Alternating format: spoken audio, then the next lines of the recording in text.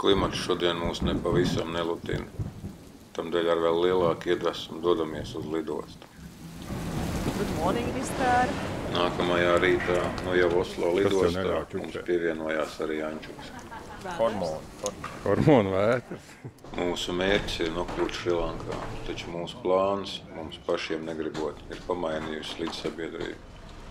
Tamdēļ gribot negribot, vienu dienu nāksies pavadīt Kuveitā. Kādi ir pirmie iespaidi par lidojumu uz Kuveitu?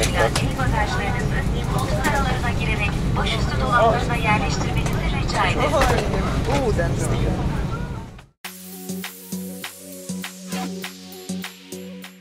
Vairākas reizes pārsēžoties, atkal nokļūstam Āzijā, ja precīzāk Persijas līcī. Valstī, kur galvaspilsētas un vienlaicīgi arī lielākās pilsētas nosaukums sakrīt ar valsts nosaukumu.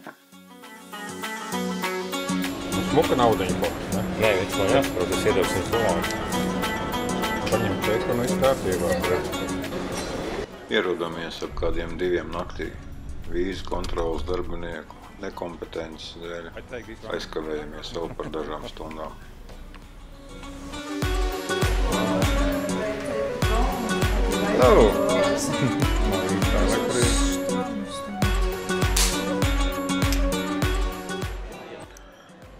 Par cik mums ir vēlme kaut ko apskatīt, tad ceļamies diezgan agri un dodamies viesnīcas brokastīs. Kuveita ir valsts Āzijā, pie Persijas līča.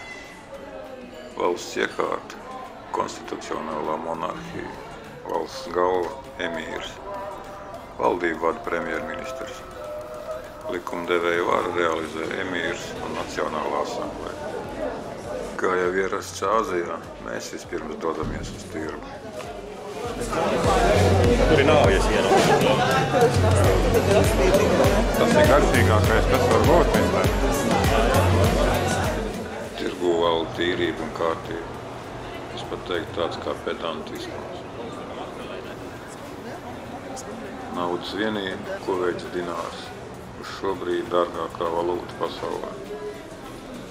Salīdzinājumam ar turpat netālu esošo lielo kaimiņu Irānu, tās reāls ir vājākā valūta pasaulē. Kuveitā dzīvo nedaudz vairāk kā 4 miljoni iedzīvotāji. Valsts teritorijas lielāko daļu veido tūkstnešainas plato. 96% Kuveits nacionālā ienākuma dod nafta. Kuveits lauksaimniecība dod tikai 3. daļu no valstī nepieciešamā pārtikas produktu daudzuma. Kuveitai ir 1. vieta pasaulē atsāļota jūras ūdens ieguvē. Domāju, ja kāds te uzkarinātu cūku, tad tā būtu lielākā šausmē. Kuveitā par noziedzīgiem nodarījumiem, kas saistīti ar narkotisko vielu nelegālu ievešanu, personas var tikt sodīts ar ļoti bargiem sodiem, tai skaitā nāves sodu. Bargi sodi, tostarp deportāciju, draud arī par ceļu satiksmes noteikumu pārkāpumiem, kā arī saistībā ar alkoholu ieviešanu vai lietošanu. Laika mums nav daudz, tamdēļ uz ielas noķeram taksi un laižam uz nākamo apskats objektu. Uz Kuveitas torņiem, kas ir 3 slaidu torņu grupa, kas simbolizē Kuveitas ekonomisku atzimšanu. Torņus projektējis Zviedru arhitektu birojs. Tie atvērti 1979. gadā. Lielākais no 3 ir 187 metru augstumā. Standarta biļetes cenā ir iekļauta ieeja 360 grādu skatu laukumā, 120 metru augstumā. Laiks skrien ātri, kad ceļam uz viesnīcu ieraugam krodziņu, kurā pusdieno vietējā. Arī mēs viņiem pievienojamies. Kamēr gaidām taksometru uz lidostu, paspējam vēl uzbraukt uz viesnīcas jumtu. Kuveitas attīstība noritējusi daudzkārt lielākās ziemeļu kaimiņu valsts Irākas draudu ēnā. Īpaši sāpīgi bija Irākas agresija pret Kuveitu 90. gada nogalē. kad iebrucēji sagrāba Kuveitas visas naftas iegūs vietas.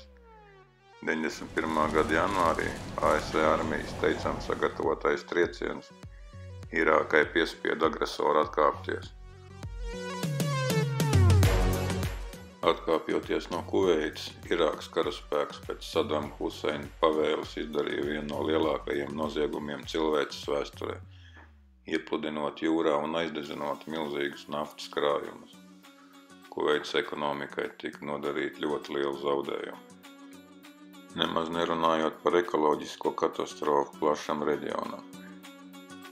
Mūsu piespiedu pauze Kuveitā ir beigusies, tamdēļ ar taksi braucam uz lidostu, lai jau turpinātu ceļojumu tālāk uz Šrilanku.